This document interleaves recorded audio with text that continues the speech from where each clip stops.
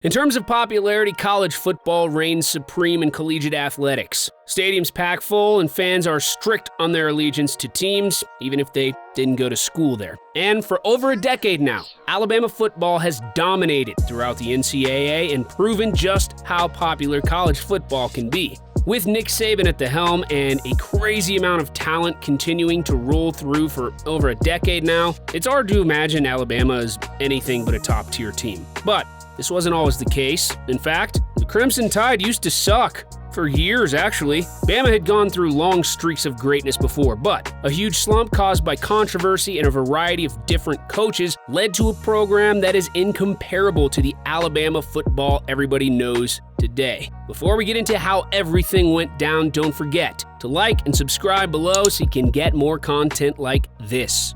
The Bryant Era is known as the first great modern era of Bama football. While Bryant was taking over for a team that hadn't had a winning season in the past 4 seasons, he was only able to improve the team marginally in his first year of coaching, only winning 1 more game than the previous season. But as marginal as that first year was, Bryant, the man with so much charisma he was nicknamed for agreeing to fight a bear when he was 13, was able to improve the program and led the Crimson Tide to a national championship in his 4th year with the team. From then on out, Alabama was dominant, going 65-1 from 1961 to 1966, including 3 national championships and 2 undefeated seasons. Things didn't stop there for Bryant and the program as they dominated throughout the 70s, winning 3 more national championships and 8 SEC titles. Bryant was one of the greatest coaches in college football and was loved by Alabama and coaches alike. Legendary USC coach John McKay is quoted as saying about Bryant,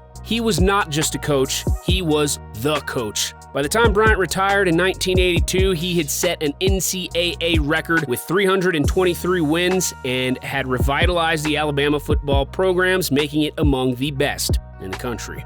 After the Bryant era, Alabama would usher in 2 different coaches within a 7-year span. Ray Perkins, the first of these coaches, led the Crimson Tide to mediocrity as they found some success, but also had their first losing season in 28 years.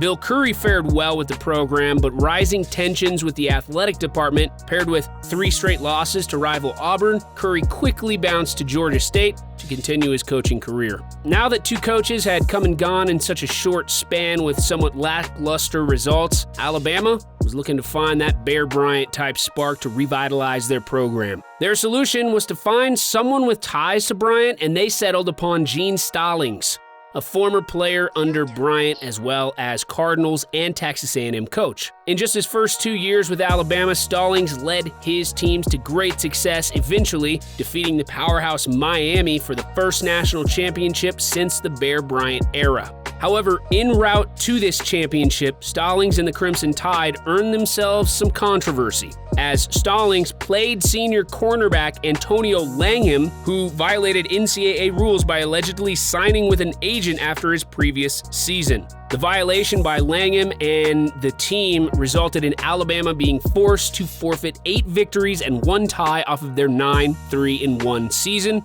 a season where they were in contention to win the national championship again. In addition to forfeiting wins, Alabama was put on probation for 3 years and lost around 25 scholarships during this time. While the Stallings era certainly ushered in more winning for the program, its negligence facing NCAA rules set the program up to struggle for the coming years. Following Stallings' retirement in '96, defensive coordinator Mike DuBose stepped up to the plate, but was dealt a hobbled program that had lost dozens of scholarships. What followed was a miserable season for Bama, who lost 7 of their last 9 games and had the program's worst record since 1957. With these lost scholarships, Alabama wasn't able to find any consistency with its team. It would have taken a Forrest Gump-like walk-on to turn around this program.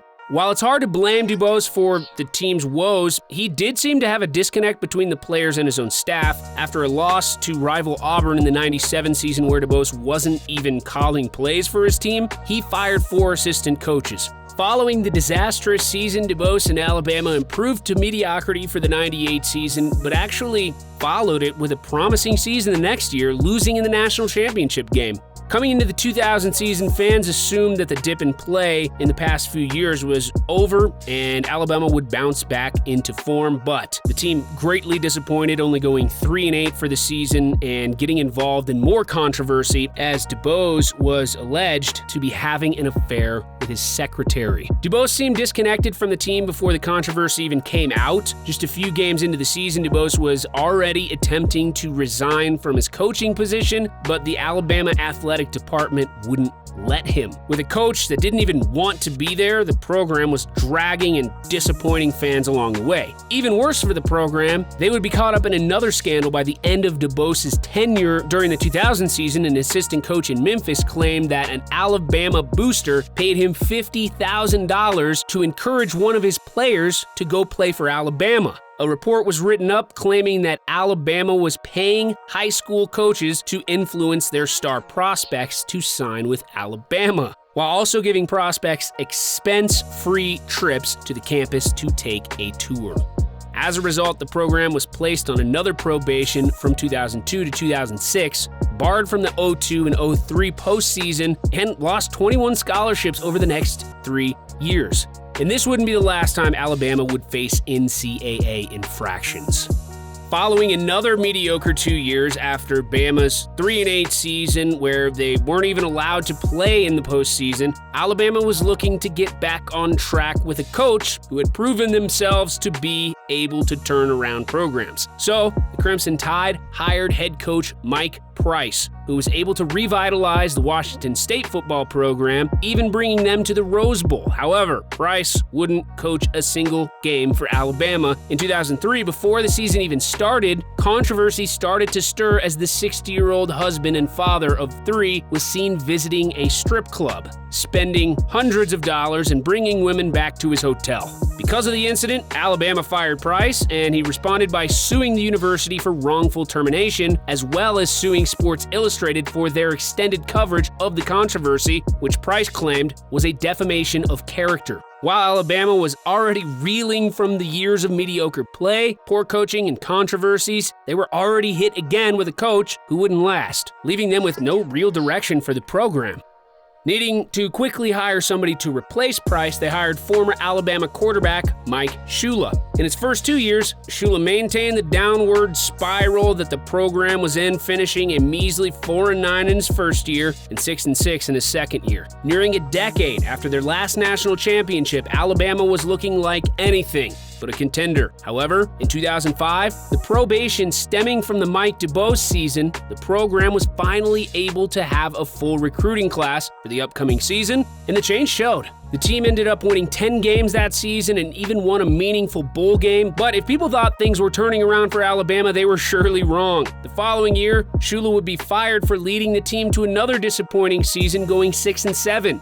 Shula was also the only Alabama coach to drop 4 consecutive games to an arch rival, Auburn. And if things didn't look bad enough, because of another NCAA violation stemming from improper use of textbooks, Alabama was forced to vacate 10 wins from the 2005 season and 6 wins from the 2006 season. This left their official records for those 2 years as 0-2 and 0-7. The program was in shambles. Now, a decade after winning a national championship and multiple decades after having a consistently dominant program, the Crimson Tide was once again stirring in controversy, coachless, and looking for a spark to turn things around. To put just how back things were in the 10-year span into context, from 1958 to 1996, Alabama had 0 losing seasons. Yet from 97 to 2006, they had 4 losing seasons. They desperately needed to turn the program around, so they offered Miami Dolphins coach Nick Saban a whopping $32 million to coach for the program for the next 8 years. Saban's great tenure as coach did start off a little sloppy in his first season, going just 7-6, and then because of the university's textbook scandals, was reduced to just a 2-6 official record for the season. However, his second season would bring the first year of truly promising football back to Alabama in over a decade, as the team went 12-0 in the regular season and rising to number 1 in the polls for the first time in 16 years. The next season for the Crimson Tide finally revitalized their program, going a perfect 14-0, winning the national championship against Texas. From there on out, Alabama would be on or near the top of college football rankings every single year, along with the 5 national championships. Saban was able to make Alabama the dominant force that we all know and recognize today. In hindsight, 10 years seems like a short dip in Alabama's overall dominance in college football history, but to Crimson Tide fans, it was a really tough 10 years. What do you think about Alabama's program? If we missed anything, make sure you let us know down in the comments below, and don't forget to like and subscribe, but above all else, have an awesome day.